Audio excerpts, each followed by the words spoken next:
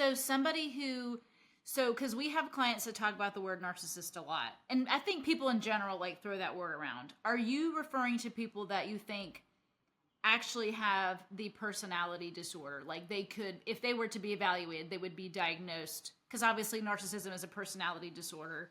Correct. You think like these are people that, I guess my question is, are they that easily recognized, or is it something that you'd really, to really know if somebody truly was, would they have to be evaluated, or what would? It's extremely hard. It's even hard for clinicians. A good example of this would be Keith Raniere from the Nexium cult. He is particularly unassuming, and he is a psychopath. Ted Bundy was, working for a suicide hotline. It's not like you can see these fools coming. So it really doesn't matter if they show up and are obviously a douchebag, as I mentioned. Psychopaths are extremely hard to detect, even for clinicians like myself who are particularly skilled. So it's sort of the devil's in the details. I would probably be able to detect some parts of this, not altogether. They can fake empathy. They can portray themselves as, gurus, or, sort of priests, politicians, and poets are all sort of known for stabbing you in the back and kissing babies at the same time. It is not easy to detect. There is no answer that says, yeah, this is Mm-hmm. obviously.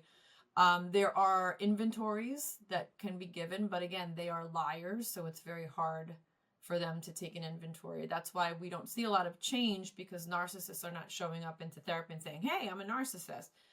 So Mm-hmm. it's really hard to detect. There's no real surefire way to say, okay, this is a narcissist. I do not think people are throwing this term around. I think there are far more of them and psychopaths all around us all the time. It's just now we're having this dialogue where we're using language and vernacular that describes the characteristics of them. And Dr. Ramani refers to it as a recipe. So it's not just one thing. It's sort of this whole cast of characteristics that they possess. And when clients are saying, this is a narcissist, I try to err on the side of that's probably true, because you would never know.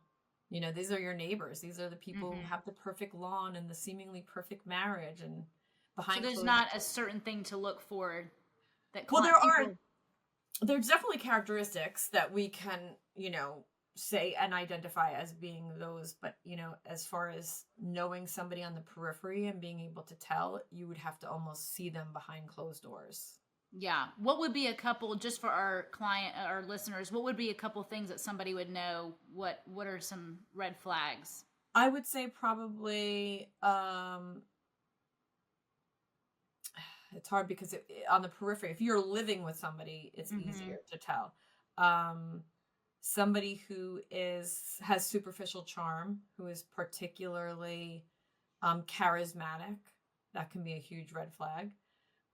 Somebody who's a liar. So if you're with somebody in conversation and they sort of inflate their stories, if they exaggerate, if they tend to be kind of grandiose in their perspective of themselves and the accolades and the things that they've done, if they tend to brag about themselves, sort of braggadocious, that can be an indicator. If you're in communication with somebody and you find yourself confused, so, if there's actions that don't meet up with their words, those inconsistencies, Mm-hmm. people that are particularly passive aggressive or sarcastic, those can be indicators. In other words, they have a hard time communicating the truth. So they try to hide behind, jokes, innuendo, kind of like wise assery.